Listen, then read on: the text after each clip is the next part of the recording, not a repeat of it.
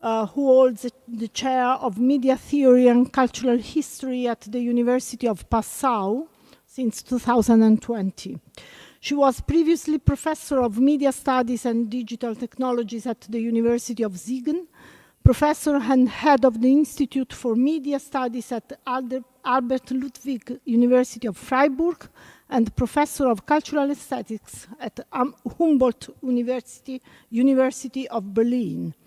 Her work focuses on cultural studies of digitality, play culture research, media aesthetics, media technology, and history. Among her latest publications in German, I would just mention Automaten, Androiden, Avatare, Diskurse zur Technik und Lebendigkeit, published in 2020, Archäologie der Spezialeffekte, 2017, and something which really intrigues me, Ozeanische Wunder, Entdeckung und Eroberung des Meeres in der Moderne, 2017 also. So, welcome. Thank you very much for that nice introduction, and thank you very, very much for inviting me here.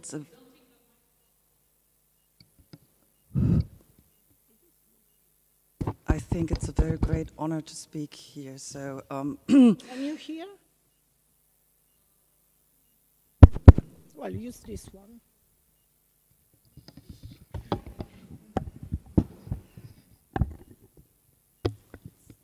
I hope this is better. I can't get very much closer to it, so I will try. I'm very pleased to talk about a topic today that I've been following for quite some time, and that comes down to two very simple questions. Why are we playing, and what do we actually do when we play? As you can see from the title of my lecture, I'm not assuming that the reason for human play is simply amusement. Although, of course, a play is fun, it must be, otherwise we wouldn't play. But I find it very implausible that evolution should have endowed us humans with a considerable capacity for play just so we have a nice time on Earth. Nor does it seem convincing to me that we humans have been designing toys, games, playgrounds since the beginning of human history if we did not ascribe a fundamental important role to play. And for these particular reasons, I would like to argue that play is not a childish activity for people with too much time on their hands, but one core of culture. And since we have living in a time that itself sees itself essentially as a knowledge society, or defines itself by increasing the gross national product, I want to examine the relationship between play and science. And by science, I do not mean the institution, university, or a certain discipline. I use it as a collective term for all forms of knowledge generation, for the presentation of knowledge, and for the dissemination of insight. We all know science is a serious endeavor, and scientists don't play. On the other hand, at least we Europeans know that humans are only fully humans when they play.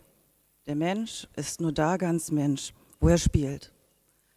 Friedrich Schiller wrote these famous lines about aesthetic education to Prince Friedrich Christian of Augustenburg 200 years ago. What could he have particularly meant? A warning beforehand, theories about play are often like the emperor's new clothes. They consist of a lot of hot air. Of course, people can be fully human even if they are not playing. We can do many fabulous, crazy, loving, and admirable things such as dreaming, kissing, telling jokes, conjuring up a perfect Wiener Schnitzel. But why should we not deny that? And yet, naturally, we must agree with Schiller that play is an indispensable part of our humanity. We are homo ludi, as the Dutch historian Johan Huizinga wrote in 1938, and according to him, the origin of our culture is based on play. Huizinga's idea that culture emerges from play is always met with great sympathy. However, disagreements quickly surface when it comes to topics like knowledge and cognition, science and technology, politics and economics. Even though play is predominantly held to be something good, it is widely felt to be an inappropriate component to all areas where important decisions, hard fact, or noble art are at stake. It's an unusual scholarly situation. On the one hand, play is a very commonplace phenomenon, and on the other hand, the activity of play is very hard to define. This is quite surprising, as we all know, or everyone knows, when he's playing. The question is, once again, what are we actually doing when we play? And where do ludic ideas, objects, and practices come from? As is well known, theories of play have differed vastly over the last 200 years. In most accounts, the prehistory of theories of play begins with two essays by John Locke. First, his essay concerning human understanding from 1690, and then Some Thoughts Concerning Education, published 3 years later. Locke's idea of play was a straightforward strategic endeavor. He regarded play as an efficient tool for shaping the character of young children. Locke's concept was vehemently contradicted by Jean-Jacques Rousseau in his major pedagogical work Emile from 1762. Rousseau was in favor of the unconstrained natural play and defended it as the child's very own right. Finally, Immanuel Kant's critique of the power of judgment elevates play to a philosophical principle that establishes the aesthetic state of the mind as a free play of the imagination, als ein freies Spiel der Vorstellungskräfte. And then 3 years later, again in 1793, Schiller proposes an idea of play which acts at the center of a philosophy of freedom.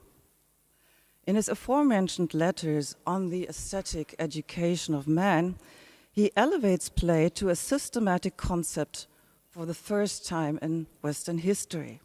He writes, "In the midst of the terrible realm of forces and in the midst of the holy realm of laws, the aesthetic educational instinct is building a third cheerful realm of play and appearance in which it removes the shackles of all relationships from man and frees him from everything that means compulsion, both physically and morally."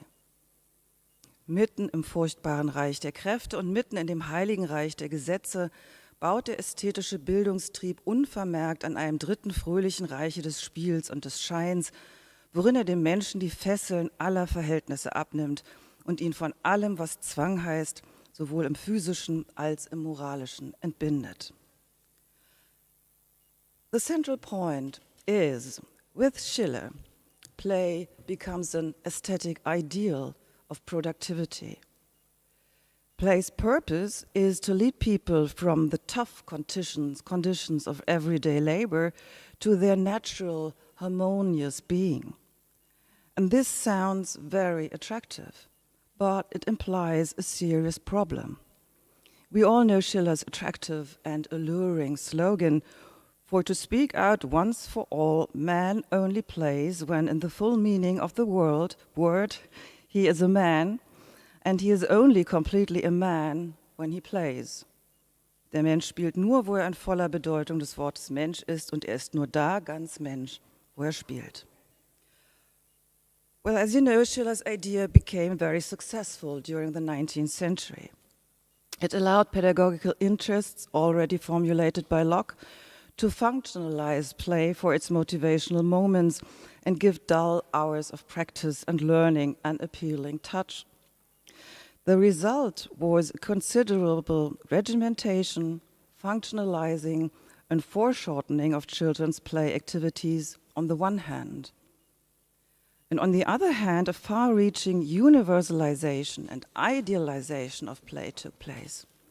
Play became equated with happiness, it became equated with beauty and with freedom. For the essence of Schiller's idea of play consisted in hermetically sealing off the realm of play as an aesthetic otherness, as its own realm of ideas.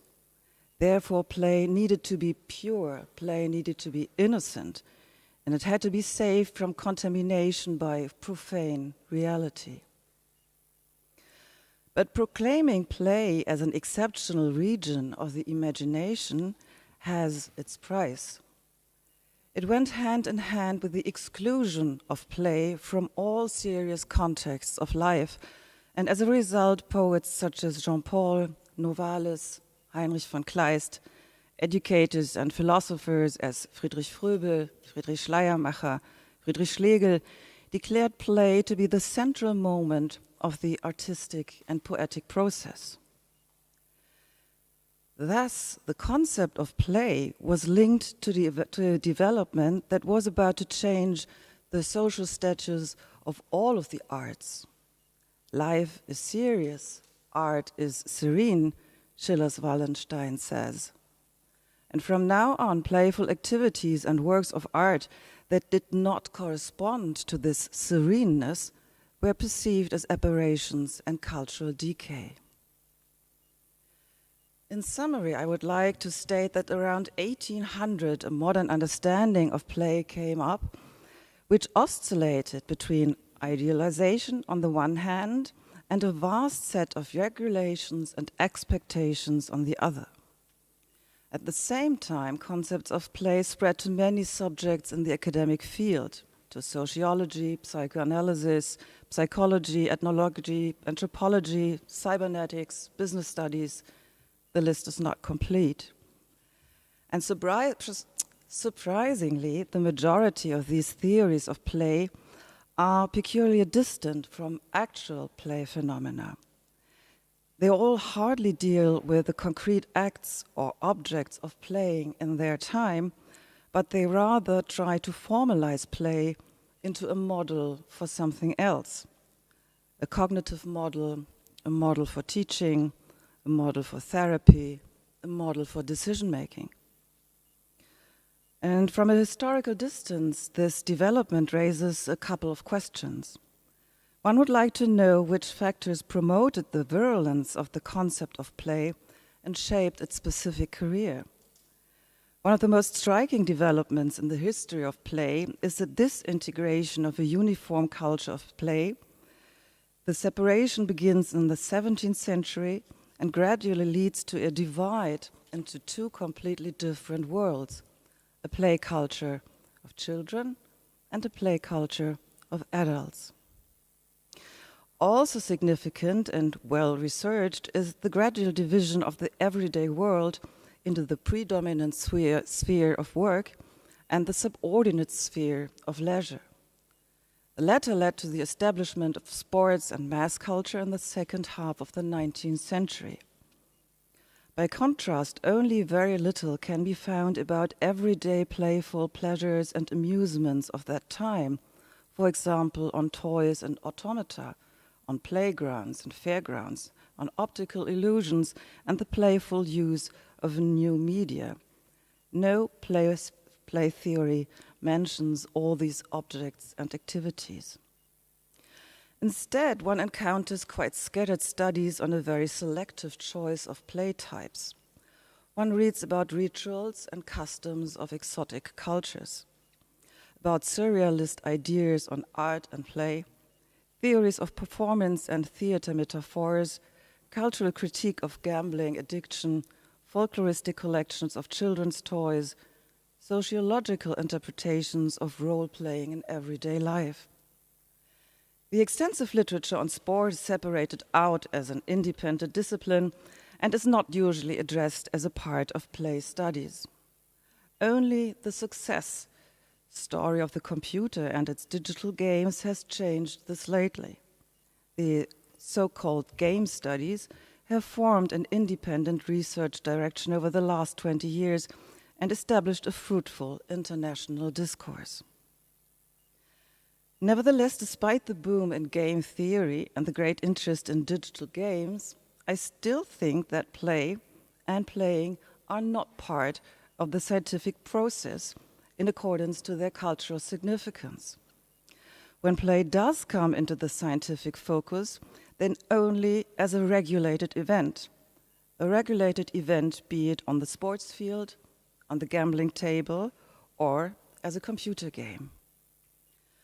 Now, the problem with this selection is that it only reflects a very small part of our play culture. The focus is primarily on the sanctioned area where play is allowed or where play is expected. However, the question of what constitutes play and playing is not decided by trainers, philosophers, educationalists, or entertainment companies. It's solely up to the players. Playing exclusively takes place in the experience of the players. It can happen or it cannot happen, and that is any time and anywhere.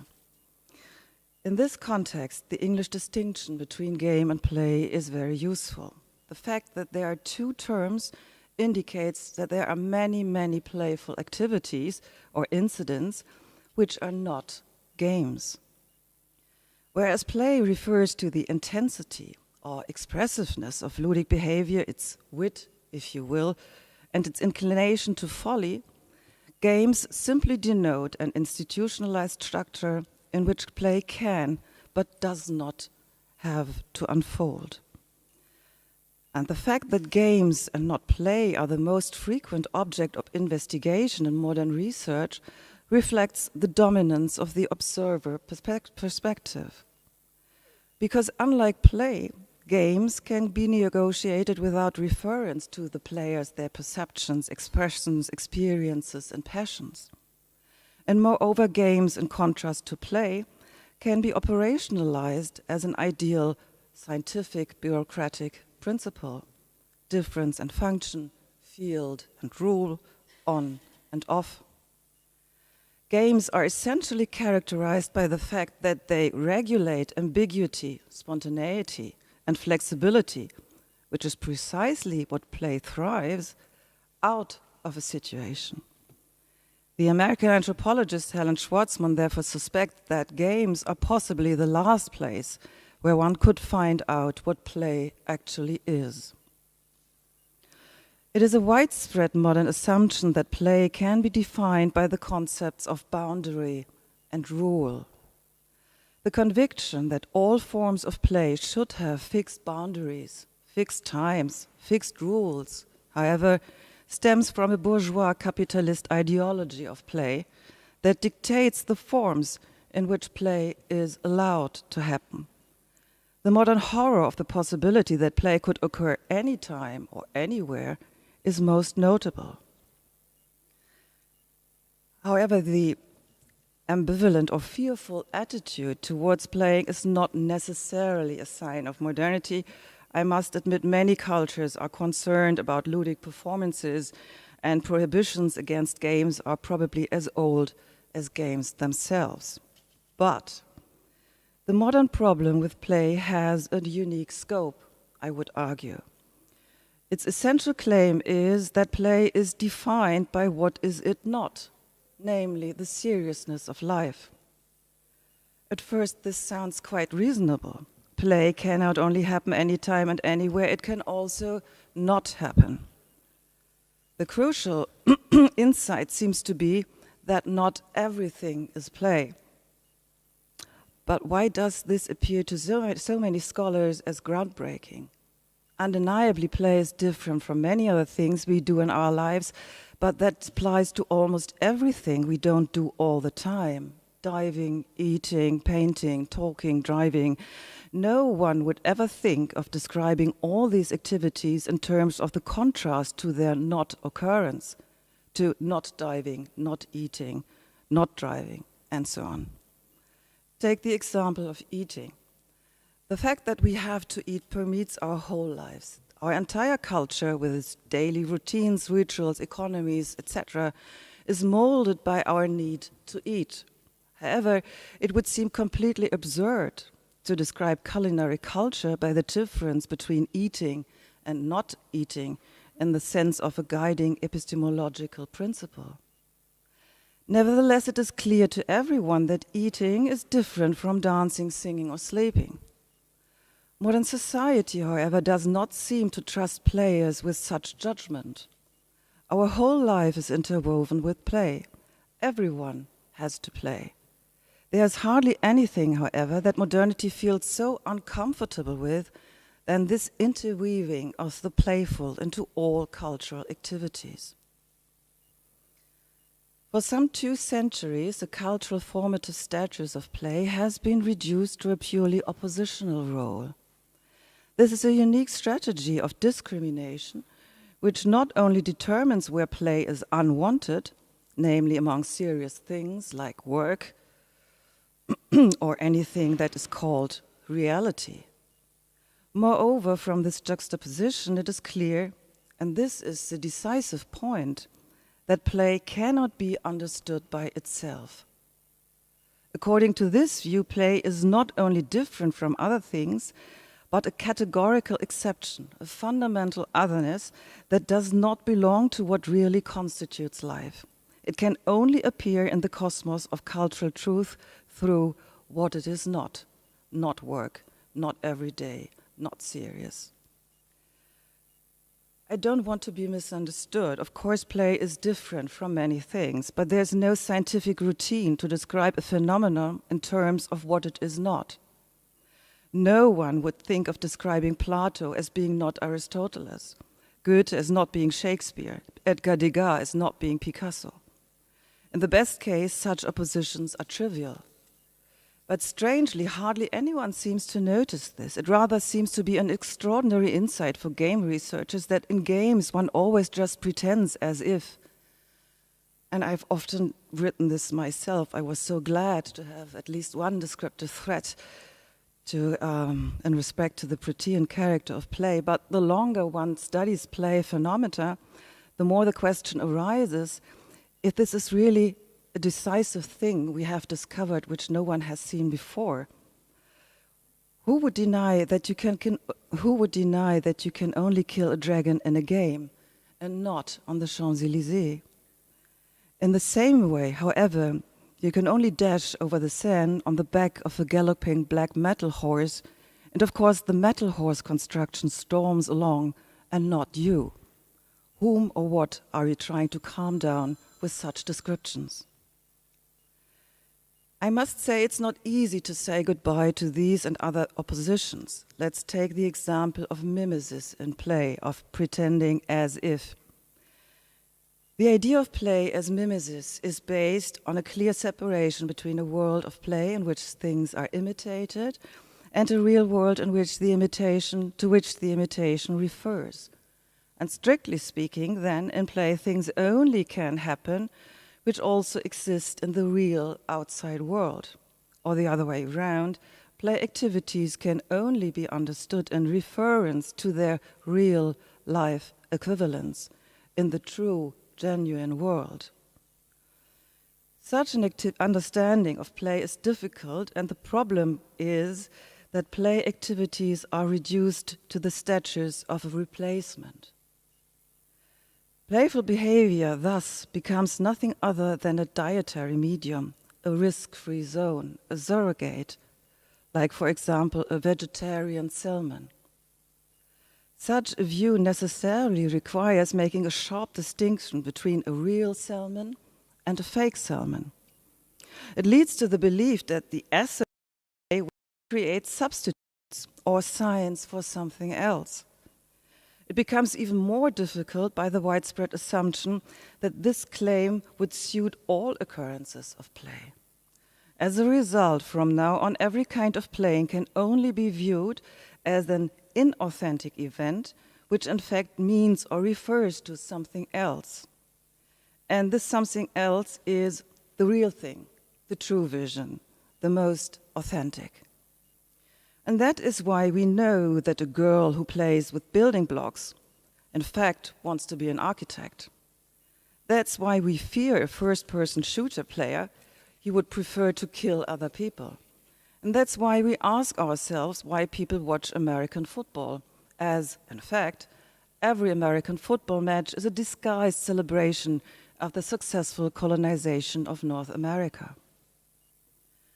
And secondly, this interpretation overlooks that a substitute, let's say a salmon substitute, for example, does not have to look like a salmon. Think of a Chinookan fisherman who performs a first salmon ritual and bears no resemblance to a salmon at all.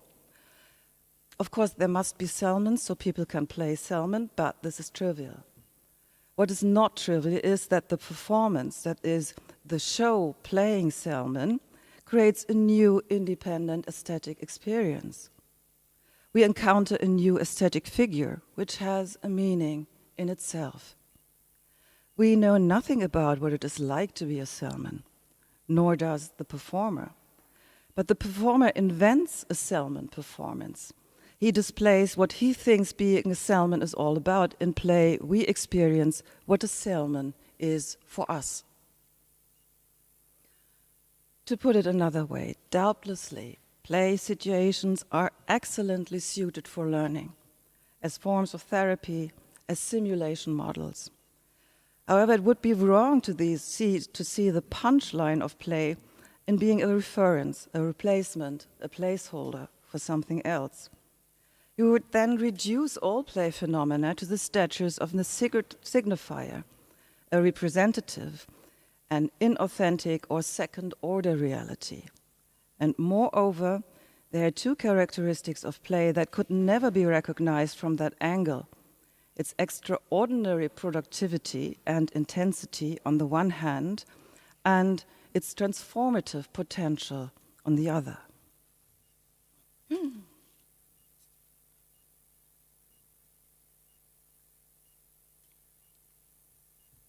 What do I mean by transformative potential? Well, as you know, in play we can turn sand into cakes, sticks into houses, and ourselves into wild men and women. Many of us do similar things professionally. As scientists, we are experts in turning food into subsistence farming, transforming houses into settlement patterns, and decode roaring wild men into role cliches. This parallelism is one reason why play is so hard to define. It's itself a defining activity.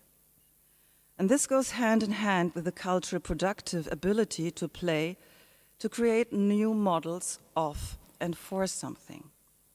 And in the following last moments, I want to outline two variants of an understanding of play which concentrate on the course of play, or better said, on its performative potential. I want to describe play as a cultural dynamic of generating presence and enabling encounter and participation. I want to describe the connection that is established between the player and his or her environment. I think this coming together is a process of mediation, which continually offers new possibilities of finding out who and what surrounds us. Play's ability to incite new ways of getting in touch has been tremendously productive throughout history. Play gives shape as well as expression to individual and societal affective and cognitive systems. In my view, the attractiveness of play precisely lies in the specific nature of this generative process. That is to say, in the convergence of heightened experience and aesthetic production. Over the millennia, people have ceaselessly produced new aesthetic forms in play, new rules, new procedures, new objects, choreographies, architectures, and so on. An enormous repertoire of possibilities for variation, repetition, and inversion has emerged, which promoted important insights and new techniques. Playing always is an attempt. It may or may not succeed. In any case, it transfers, it gives connections, it brings up collaborations between the player and the player things, his co-players, or their playground. And this special way of coming together and getting to know what is there with us is an essential prerequisite of human cognition. I'm not saying that every playful incident leads to flashes of inspiration, but there is enough evidence that playing has cognitive as well as affective effects. Playful situations or play spaces equally have cognitive and a sensuous quality in a fundamental sense. One of the very properties of play is to organize abstract concepts and ideas so that they become manageable for our human imagination. The human brain is fortunately quite capable of abstract thinking. We have a weakness: we must occupy the abstract emotionally. We need to make it concrete and thus sensual. As the social anthropologist Dieter Claessens has written, play was an important point in human evolution because it offered human community a way to precisely confront this problem. Play, after all, is always something dynamic. To play is to forge links between intellect and sensuality.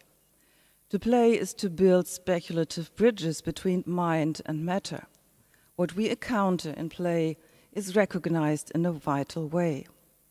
Therefore, it can be surmised that it was the playing human being, indeed, who first succeeded in finding a form of mediation between the abstract and the sensual. Paleoanthropologists supposed that this must have been a central moment of the origin of human culture. As far as we can see today, play is an important constituent of every culture. It has a remarkable capacity to manage inequalities between the many and the few, the weak and the strong, the known and the unknown. Designing occasions for play is thus a prototypical process of developing models. These models organize spaces to describe and embody the things that drive us, thereby making them graspable, explorable, maybe understandable, manageable. A special element in playmaking is to condense a particular situation out of the abundance of possibilities. Therein, conflicts, dispositions, passions, moods can be brought to the point, to their principle, into an antagonistic or a cooperative interplay. Forms of play are among the oldest cultural testimonies that have accompanied human history from the very beginning. Interestingly, and despite all their occasional exuberance, principles of play design are passed on in relatively stable forms. This gives rise to the assumption that the cultural practice of play design, or let's say the fabrication of play situations, of toys, games, boards, parkours, stages, props, and so on, this universal practice of play design is not external to the spirit of play. The inventors of play events, the designers of games, must have a special connection to the experience of playing. They must have some knowledge inherent to the field of play in order to succeed in creating universally loved incentives for play. Asked again, what do we actually do when we play? What happens in these play spaces? What do we have in mind when we study people playing?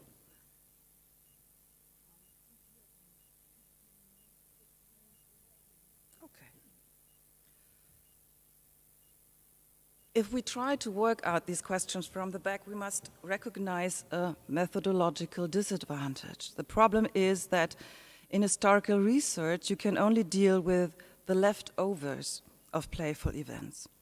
You cannot enter into the action anymore. There may be pictures, testimonies, or rule collections, but you can only speculate about the passions with which they were connected. In this context, I think it's helpful to look at the physical practices of play. Material invitations to play suggest certain moves and modes of use. For a satisfying play experience, they require certain physical actions. For example, running, jumping, throwing, balancing, and so on. These material invitations want us to follow a predetermined course. They want us to adhere to directions, to rhythms, or certain measurements. And in this respect, play designs and architectures are dispositives of power. They force us into certain images of the body, that of the athlete, for example, or of the graceful dancer. They demand certain ethical attitudes, play opposite, fair play, or the opposite, no mercy. They define which forms of cheating are allowed and which are reprehensible. In the practice of everyday life, Michel de Certeau famously distinguishes practices into strategies and tactics. Strategies are those practices determined by power which refer to one place. Tactics, on the other hand, are not tied to one place, but dependent on time. Tactics are the creative fabrications of the consumer. They unfold within the framework of social power structures and economic rationality. But they may also open up new scopes for appropriation. I'm not saying that tactics belong to the realm of subversive countercultures. I rather think that de Certeau's concept of everyday life treats social and cultural change not as a radical break, but as a potentiality immanent in social practices. And the specific development of those practices depends on the respective configurations of power relations. So I read de Certeau's analysis as a geography of the possible. It points to the tension between the actual and the possible in everyday social practices, and that includes the practices of playing as well those of play designing. Following this line, I would suggest to view play as a special relationship between tactics and strategies. Playful practices open up a field of diversity, of aleatorics, of productivity, of openness.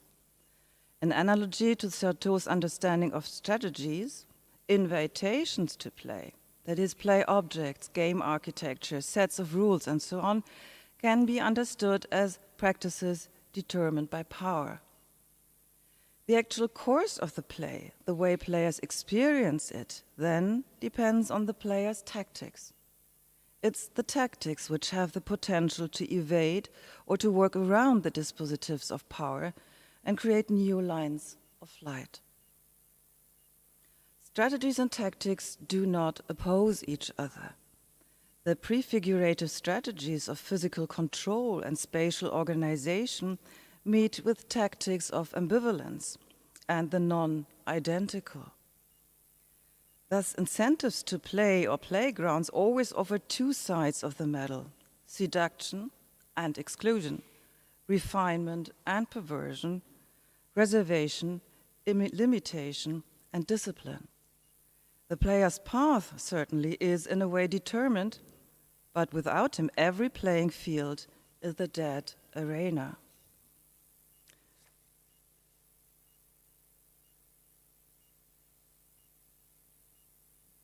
I'm getting to my final point, the claim that play is essential to human culture and that it provides basic requirements for us to become cultivated individuals. The central question we face is not who am I, but who do I want to be? The American theater anthropologist Richard Schechner therefore once described play as a way of acting in between identities. What he meant is a so-called intermediary position, a being in between, which is characterized as a double negativity.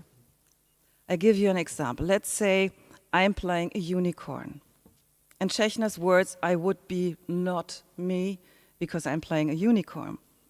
At the same time, I'm not a unicorn. If I thought so, I would not be playing, but suffer from a severe mental problem. So I am not me while playing a unicorn, and I'm not me because of not being a unicorn. I am in the suspended lightness of the threshold zone, in the transitional mode of the non-identical. Any form of self-knowledge can only be gained from such an eccentric position. With this in-between or this intermediary position, Schechner rejects all attempts of defining play as a framed event, as an event with boundaries. In his view, the division into this is play, this is inside the phenomenon, and this is not play and outside the phenomenon, is a rationalist approach meant to safeguard play activities between secure boundaries. He refuses the widely used metaphor of the frame because, quote, it's too stiff, too impermeable, too on, off, inside, outside. Net, he suggests, is better, a porous, flexible gatherer, a three-dimensional dynamic flow-through container. With Schechner's metaphor of the net, the activity of playing becomes the center of my attention.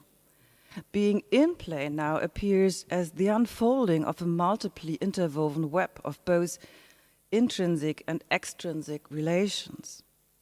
Play becomes apparent as a polymorphous space of encounters of the most diverse opposition, such as me and the other, order and disorder, freedom and submission, paideia and ludus, or between the sacred and the profane, human and the animal. Describing the atmosphere of in-between, or better said, the participatory perspective of the player, one comes across the experience of presence in play. The concept of presence refers above all to the dimension of space. Derived from the Latin verb producere, meaning to present or to produce presence, it means to bring things within reach so that they can be touched. And this touching is roughly comparable to what Hugo von Hofmannsthal describes as a special moment and sensuousness of the encounter.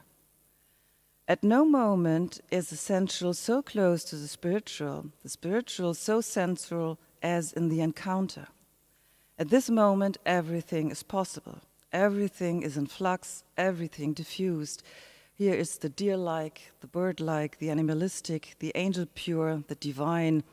A greeting is something boundless.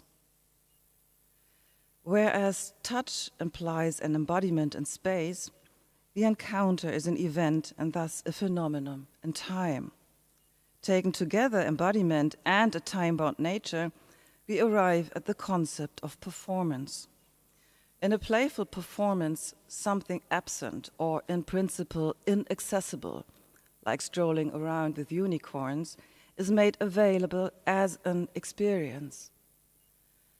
The non-identity between something and its representation becomes indifferent in the moment of experiencing it. And thus the world seems shapeable, it seems moldable, and in this sense players are first and foremost performers. In conclusion, my current search for new approaches to the science of play was initially based on the very simple idea that you have to play in order to be able to talk about play. And in other words, definitions of play are always particularly plausible when they are not based on an external view, but performative in character and gained through a participatory perspective. In this way, we can say goodbye to conceptions of play that consider it to be the antithesis to rationality. Instead, we should seek out intellectual as well as sensual realms of play in which new ways of thinking, new ways of viewing can be tried out. And this is how one arrives at the core of play. It consists in the fact that the phenomena of play not only belong to the preconditions of reason, but are inseparably embedded in it. Thank you very much for your attention.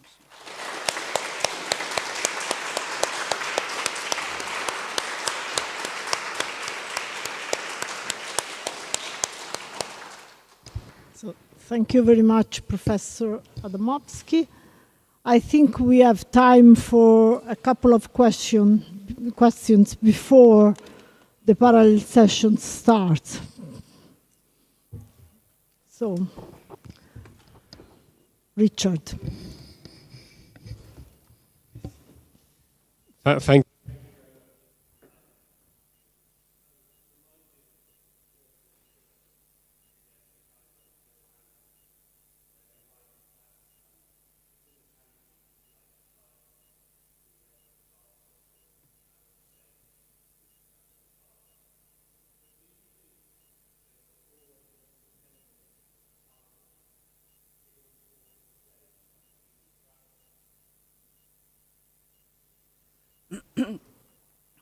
I think that for me, the problem or the interesting thing lies in the conception of childishness and childhood, as childhood has been invented during the 19th century in a special way, and childishness since then is associated with the primitive and the wild. As little children are like primitives, they have to be transformed into being sensible human beings.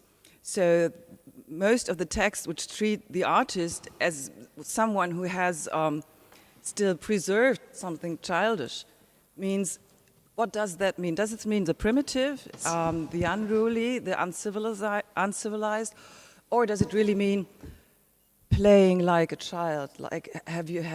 Like when you watch children, the wonderful show they perform, walking around, doing things we even consider being play, then I would say yes, because it's a very explorative attitude, being very focused and very open at the same time.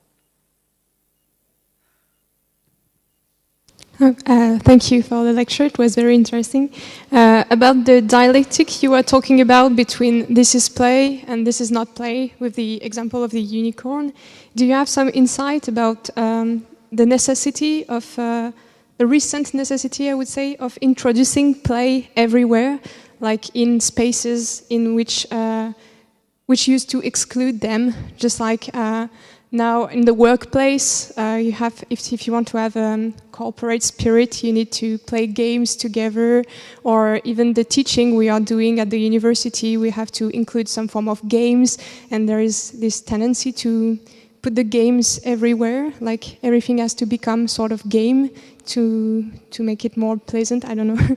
Do you have any thought about that? I don't know if I was clear. I can. Yeah, you're very clear. Okay. Actually, I think that are all signs of a super capitalistic ideology which uses the fascination and the thrive of play for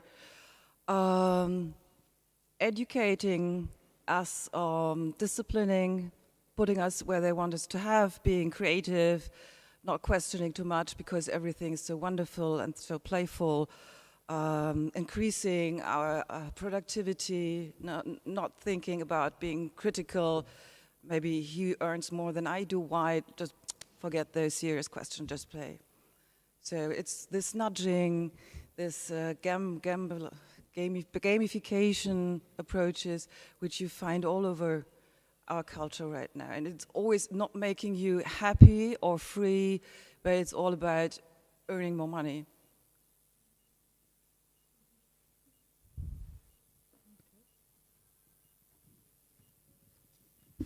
Thank you very much for this really interesting question.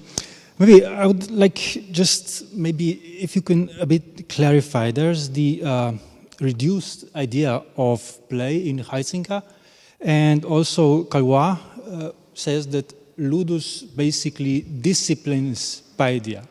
So basically, there's the idea of play, and there's the reduced idea of play. You've said a lot about that, but maybe if you could explain this part. You said that while playing, you can build models, and this can also help you to manage the world that we live in. But building models in this way is actually a way of making the play useful, no? In order how to manage it.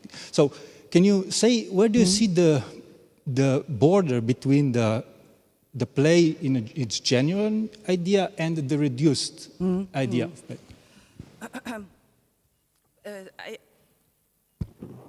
Especially with Kaiwa, who has written such marvelous texts about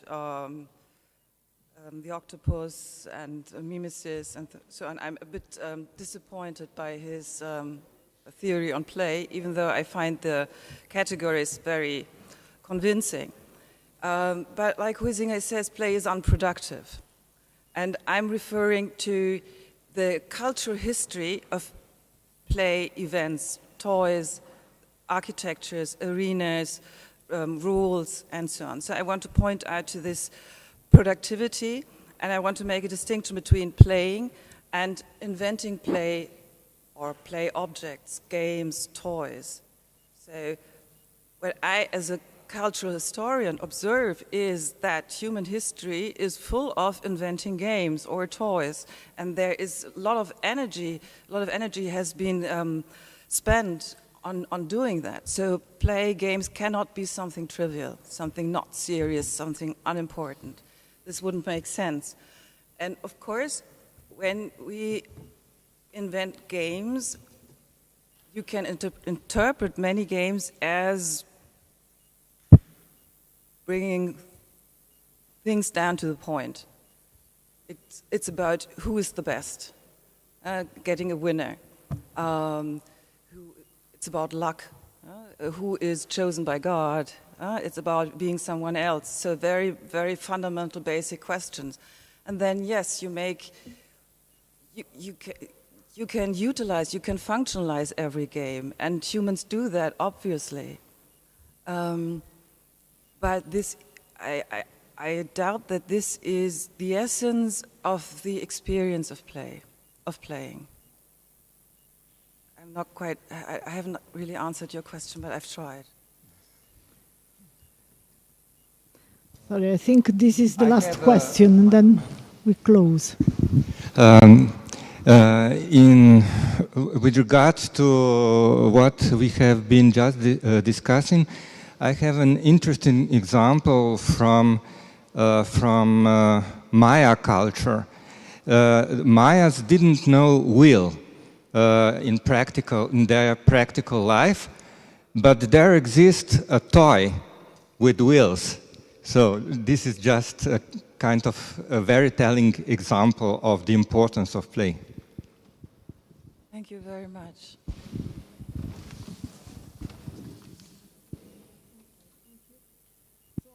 Sorry, I was just sending a message to the people because I am supposed to chair another session.